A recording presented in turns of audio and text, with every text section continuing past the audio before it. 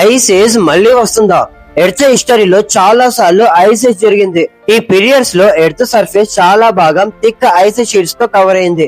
సైంటిస్టులు చెప్పేది ఏంటి అంటే ఐస్ ఏజ్ నేచురల్ సర్కిల్ లో part. Earth orbit changes, tilt changes, solar radiation difference వల్ల థౌసండ్స్ ఆఫ్ ఇయర్స్ లో క్లైమేట్ స్లోగా చేంజ్ అవుతుంది. ఈ సైకిల్స్ ని మిలాన్కోవిచ్ సైకిల్స్ అని పిలుస్తారు. ఈ సైకిల్స్ ప్రకారం ఫ్యూచర్ లో మళ్ళీ ఐసెస్ రావడానికి ఛాన్స్ ఉంది, కానీ అది ఇమీడియట్ గా కాదు. నేచురల్ గా చూస్తే నెక్స్ట్ ఐసెస్ థౌసండ్స్ ఆఫ్ ఇయర్స్ తర్వాత రావచ్చు అని సైంటిస్టులు ఎస్టిమేట్ చేస్తున్నారు. కానీ మోడర్న్ టైమ్ లో హ్యూమన్ యాక్టివిటీ వల్ల గ్లోబల్ వార్మింగ్ జరుగుతుంది. ఫాజల్ ఫ్యూయల్స్ యూజ్ చేస్తున్నారు. పొల్యూషన్ వల్ల ఎర్త్ టెంపరేచర్ పెరిగిపోతుంది. కాబట్టి నేచురల్ ఐసెస్ సైకిల్ డిలే అవ్వచ్చు అని కొన్ని రీసెర్చర్స్ చెప్తున్నారు. సింపుల్ గా చెప్పాలంటే ఐసెస్ మళ్ళీ రావచ్చు, కానీ అది ఇమీడియట్ ఫ్యూచర్ లో కాదు. ఎర్త్ క్లైమేట్ చాలా లాంగ్ టర్మ్ సైకిల్స్ లో చేంజ్ అవుతుంది.